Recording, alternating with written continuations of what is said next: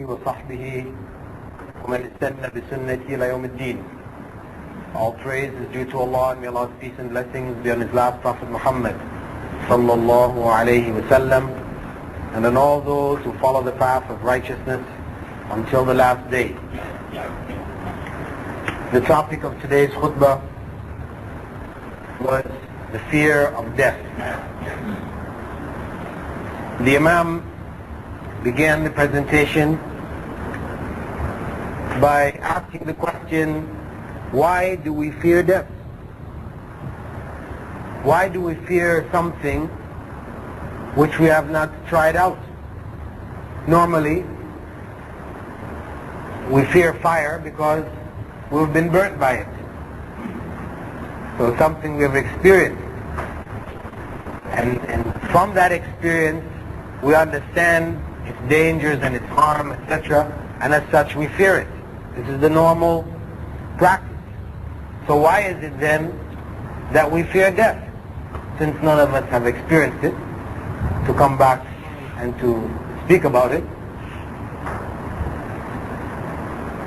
He proposed that the reason for our fear is perhaps partly instinctual. This is something which is shared with all the animals. That all of Allah's creatures have a natural desire to try to survive, to not allow itself to be destroyed. This is something built in every one of Allah's creatures. But beyond that, we who above the remainder of Allah's creatures have an ability to intellectually understand, to go beyond our instincts. Why then do we fear something which must come? Something which is unavoidable. And at the same time, we love so dearly, so deeply, something which must go. This world. And the things of this world. It's a question that we do need to reflect on.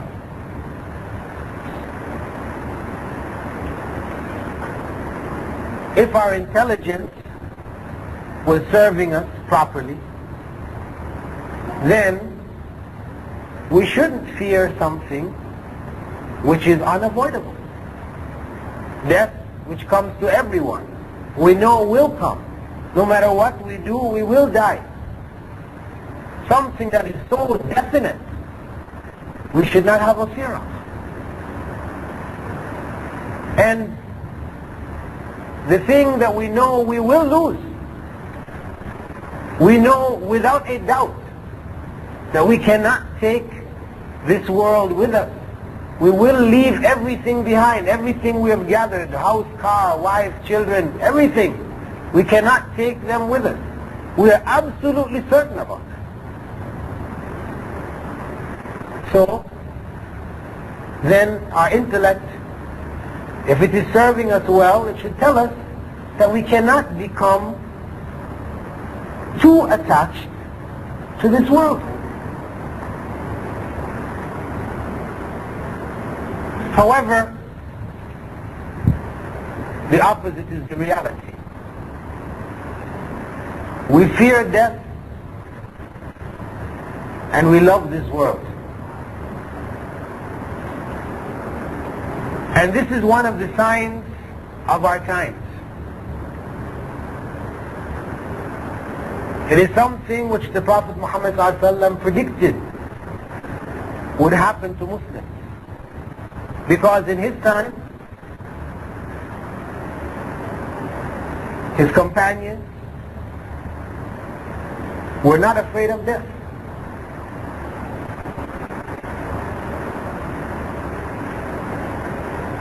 And that is why they defeated peoples around them who were far greater and stronger than them militarily, far greater in numbers, because those people they were fighting feared death. But they didn't.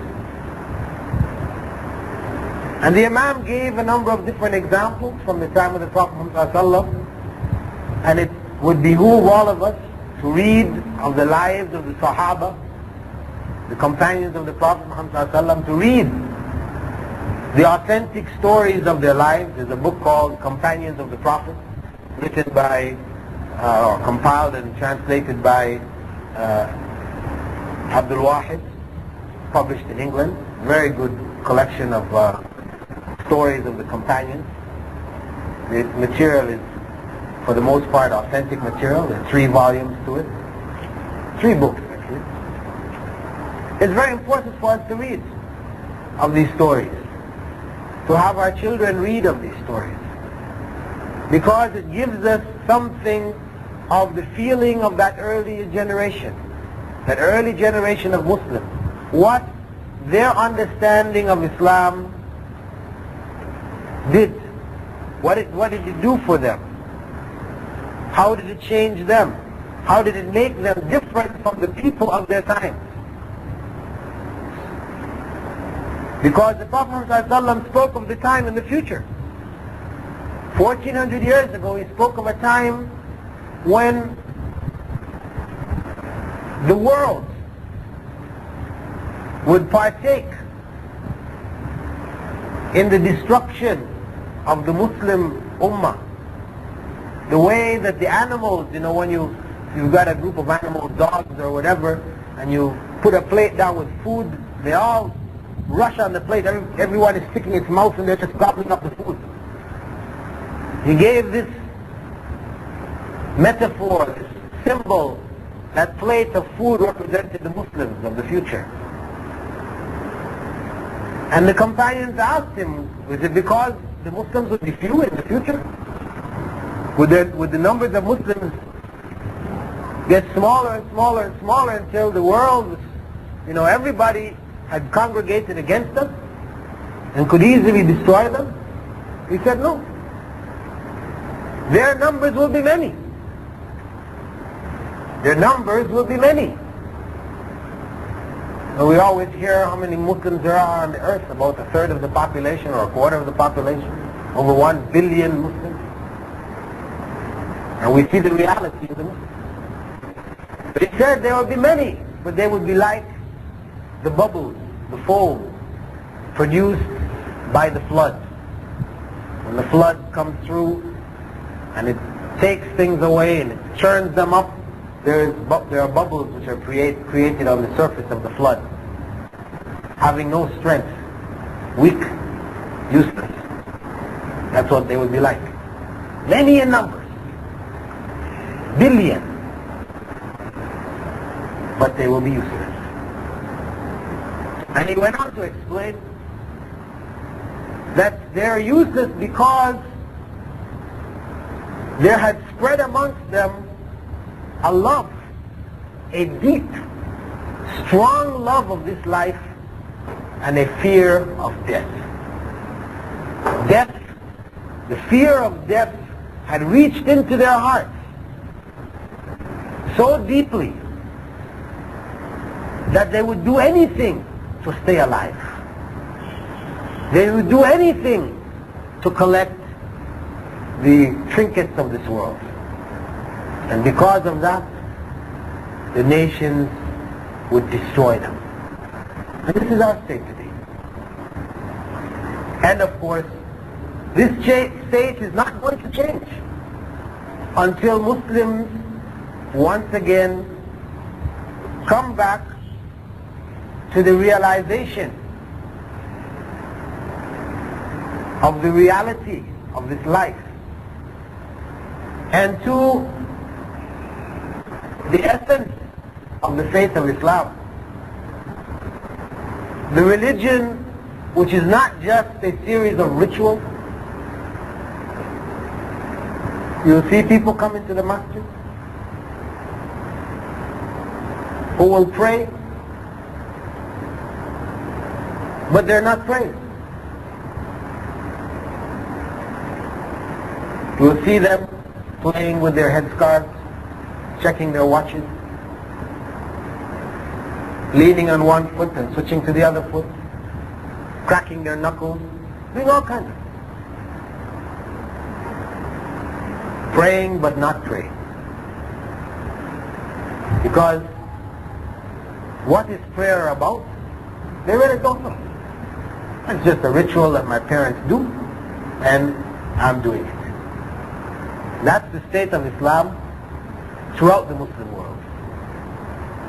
People are doing it because their parents did it. Why they did it, they don't really know, because their grandparents did it. But what is the purpose of prayer? What is prayer supposed to do for us? Are we doing Allah a favor by praying? Allah needs our prayer? Are we praying because we need to pray?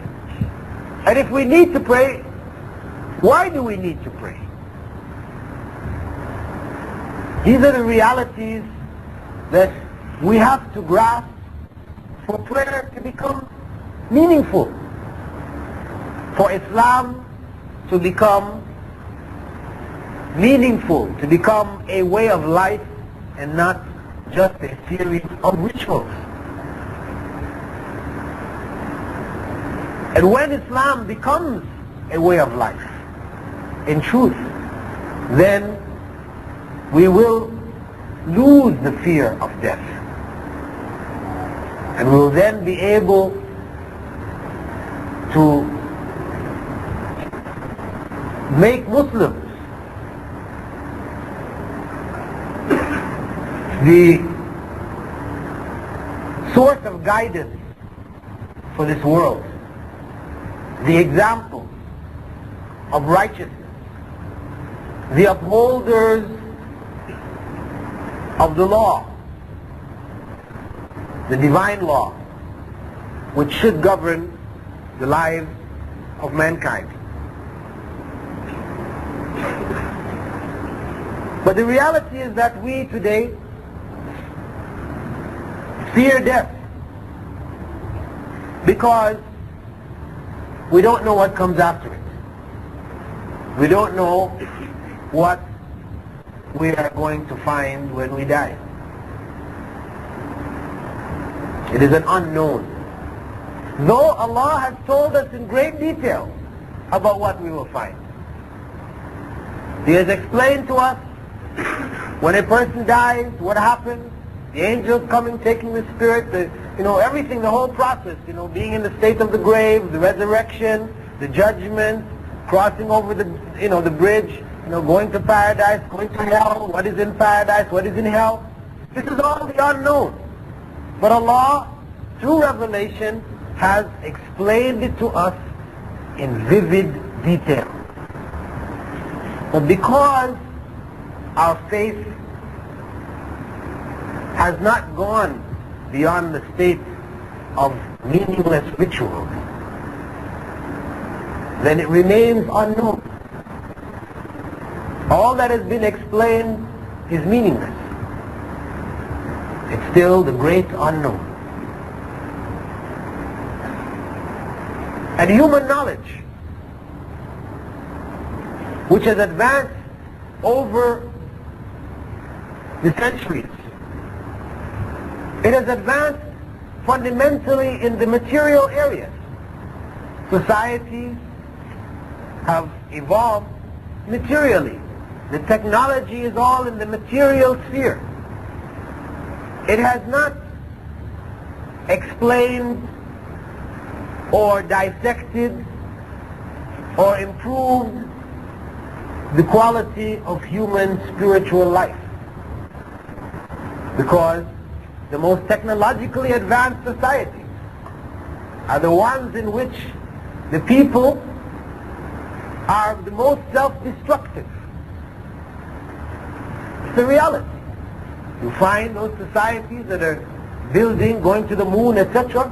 These are the same societies that are destroying the various creatures and the vegetation, the atmosphere.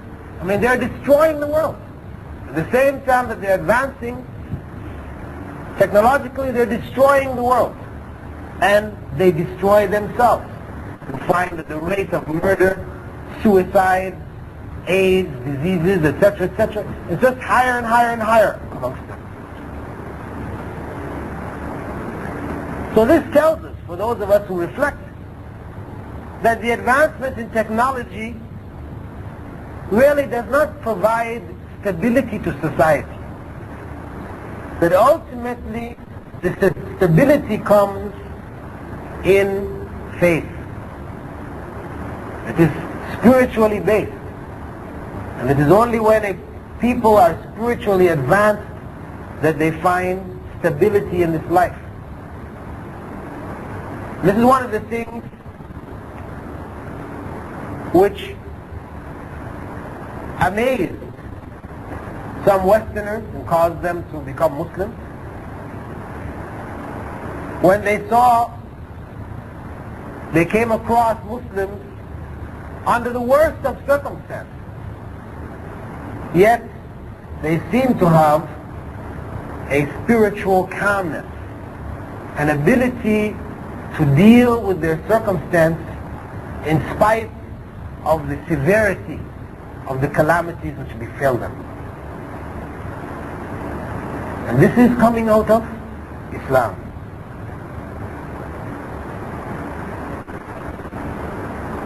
There is no way that the Western society can explain how it is that some people would seek death,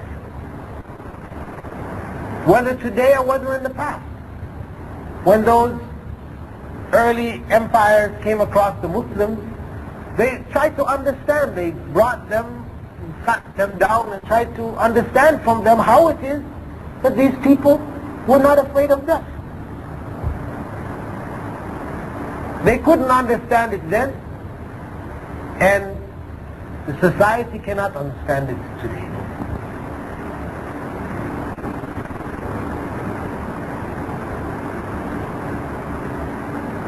So, for us,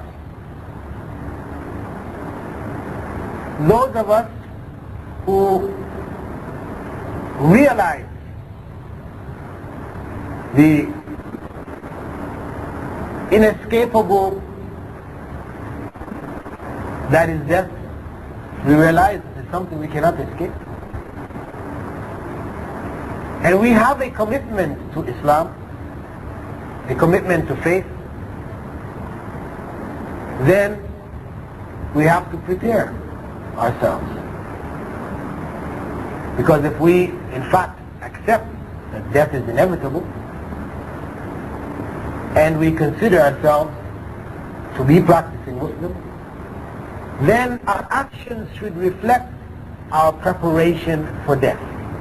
Now, preparation for death doesn't mean, as for some people, you take your coffin, you buy it from today. You know, this is the cloth that they wrap your body with when you die. You know, you love people, they will buy it now.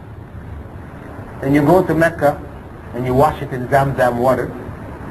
See? And you take it back and keep it in your cupboard. No, this is not what is meant when we say we prepare for death. Because of the fact that we have understood what is coming after, that we will be held to account for what we do in this life, we prepare for death by doing what Allah has commanded us to do in this life in order that we would achieve in the next life what He has promised. This is how we prepare ourselves properly for death. We understand that it doesn't make sense to fear death. Because if we fear death, then in fact we are fearing Allah who created death. And Allah has promised us, or informed us, that He created life and death in order to test us who is the best in deeds. We are enjoined to fear Allah, but not fear in the sense that we avoid, because you have two forms of fear. This is the fear that we're talking about, which is not acceptable. We are commanded by Allah to fear Him. This is a part of faith. Fear Him in the sense of fearing the harm that will come to us as He has promised if we disobey Him. This is how we fear Him. Not that we fear like you fear fire by avoiding fire. You fear a lion by running away from it. No, we don't fear Allah in that way, running away from Allah, because we cannot run away from Allah. And that's the way we do not fear death. We do not fear death by trying to run away from it, trying to escape it, because we can't escape it.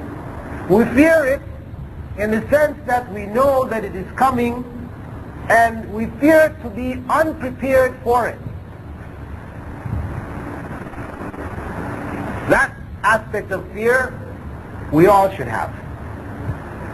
But the fear which has become rooted in people's hearts, in all of our hearts, wherein we are trying to avoid it at any cost, that fear we have to root out. We have to replace it by preparation, by acceptance of the reality, and by preparing ourselves for it. As Allah has told us in the Quran, we should make the dua, inna salati wa nusuki wa mahyaya wa mamati lillahi rabbil alameen. That is verily our prayer and rites of worship, sacrifices, our life and our death should be dedicated to Allah, in accordance with the will of Allah, the Lord of all the worlds. This dua should be a reality in our lives. Because whatever good we do in this life, we are doing it for ourselves. This is the believer who understands that death is a reality. He has to prepare for it. He does so by realizing that whatever good he does in this life, he or she does in this life, it is for themselves. It is for ourselves. Whatever evil we do, ultimately is against ourselves. We might think we are getting back at somebody, or we're hurting somebody in this life. Yes, we are hurting them, but in the end, if what we have done is unjust, then we are hurting our own selves more. Because the hurt of this life is nothing in comparison to the hurt of the next life. This is why Allah said that whatever evil we do in this life is really against ourselves. Because the greater result, the greater punishment for that evil, or the harm that comes from it, comes on ourselves in the next life. So death for us is just a transition, something which is unavoidable. And as such, we should go to the graveyard, remind ourselves that it's coming, that transition is coming. We should visit the sick to comfort them, and also to remind ourselves that we can get sick anytime. And from that sickness we can die. Health is something which is a blessing from Allah, which He can take away at any time. So we need to prepare in our health for the times of our sickness.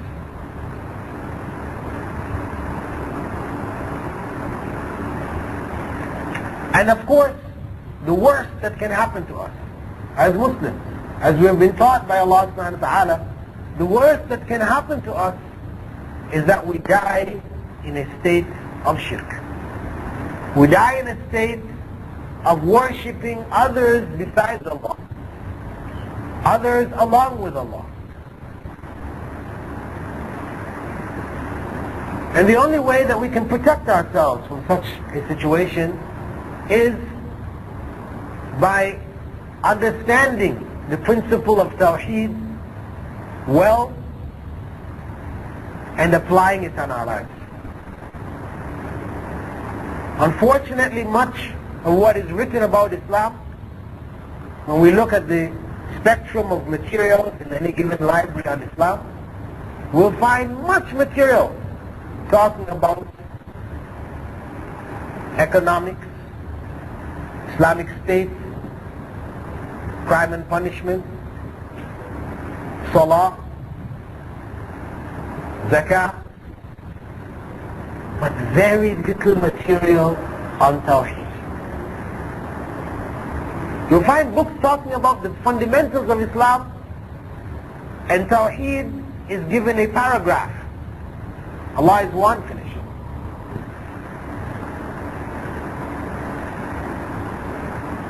As a result, those people who read and study about Islam today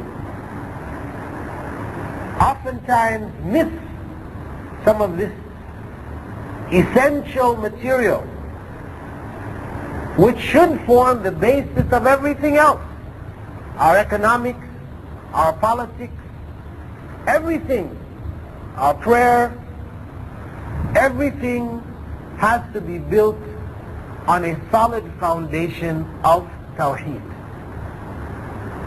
Tawheed, which is not just a word. Allah being one, or the oneness of Allah, is more than just that statement. It represents the framework of the life of the believer. So it is essential for us to understand how Tawheed should operate in all of the facets of our lives. So, for those of us whose readings are limited in this area, I would suggest that they try to find whatever material is available. And I would personally recommend a book which I have written called The Fundamentals of Tawheed. If you haven't read it, then it is very essential for you to read it.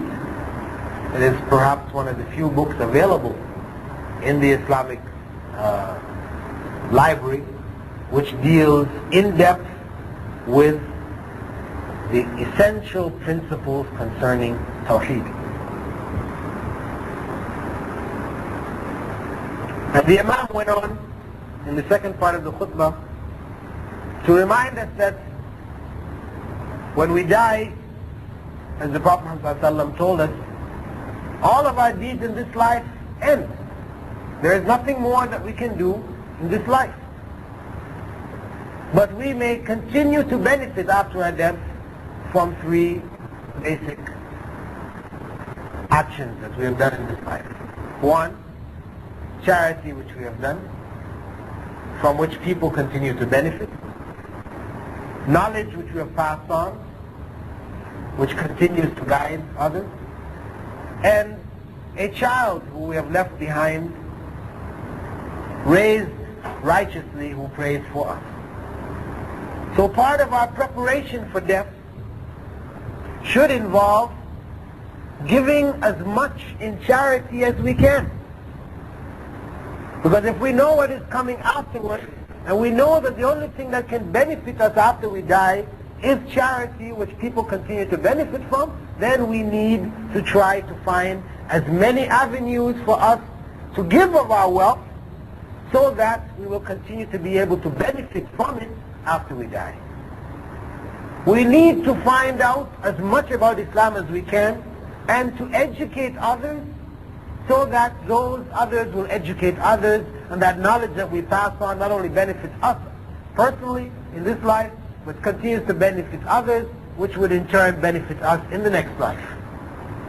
And we prepare for death also by looking after our children well, by trying to educate them as best as we can, primarily from an Islamic perspective.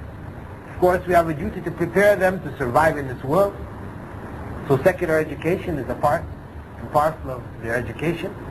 However, we should not allow that secular education and the need for it to become the most important aspect of education in their lives. We should emphasize to them, and we should find avenues for them to educate themselves spiritually by our examples, by materials that we have them read, by bringing them in contact with other righteous young people, by involving them in gatherings wherein righteousness is spoken about, etc. And the Prophet Muhammad ﷺ said that whoever's last words were La ilaha illallah would enter paradise.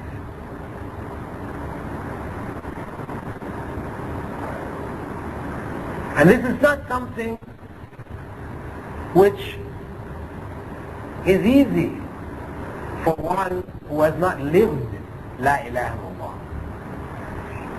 It is not something wherein a person on the deathbed who has lived a corrupt life, you may be able to go to that person and tell them to say La ilaha illallah, and they are able to blurt it out before they die. No. These words can only be said in a way acceptable to Allah by a person who has lived La ilaha illallah.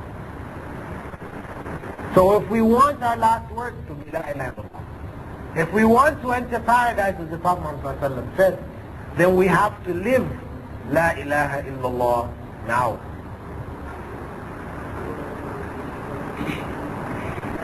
And a part of that preparation, as Abdullah ibn Umar quoted the Prophet ﷺ as saying, was that if we have anything to will to others, that we want to be given to others after our death, we should not allow 2 nights to pass without writing it down.